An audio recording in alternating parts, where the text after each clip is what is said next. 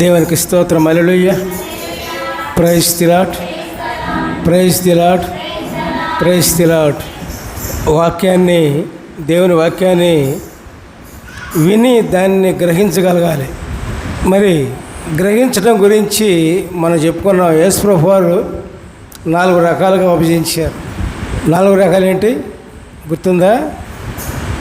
దారిలో పడ్డ విత్తనం లాంటి వాళ్ళు, 2 రాతి నేలలో పడ్డ విత్తనం లాంటి వాళ్ళు, 3వది ముళ్ళ పొదలో పడిన విత్తనం లాంటి వాళ్ళు, 4వది మంచి నేలలో పడ్డ విత్తనం లాంటి వాళ్ళు.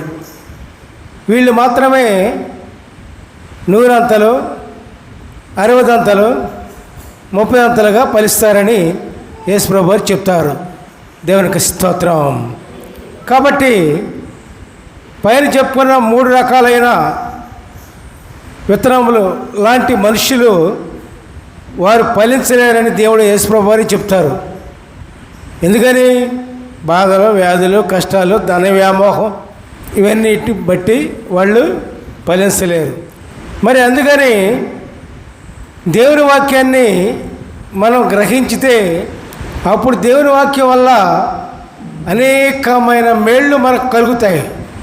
దేవుని వాక్యం కదండి, మనుషులది కాదుగా. నీ మాట, నా మాట, ఇంకోళ్ళ మాట, అటువంటి వాళ్ళ మాట, ఎట్లాంటి వాళ్ళ మాట కాదు. దేవుని మాట, దేవుని వాక్యం. దేవుని వాక్యం వల్ల ఇక్కడ కీర్తనకారుడు ఏమని చెప్తున్నారంటే, మొట్టమొదటిగా 119వ అధ్యాయము 105వ వచనం, నీ వాక్యము నా పాదములకు దీపమును నా త్రోవకు వెలుగునై ఉన్నది. దేవునికి స్తోత్రం. హల్లెలూయా. Praise the Lord. మన పాదములకు దీపం అంట దేవుని వాక్యము. దేవుని వాక్యం ప్రకారం మనం జీవిస్తే సక్రమైన మార్గంలో మన పాదాలు బయలుదేరుతాయి.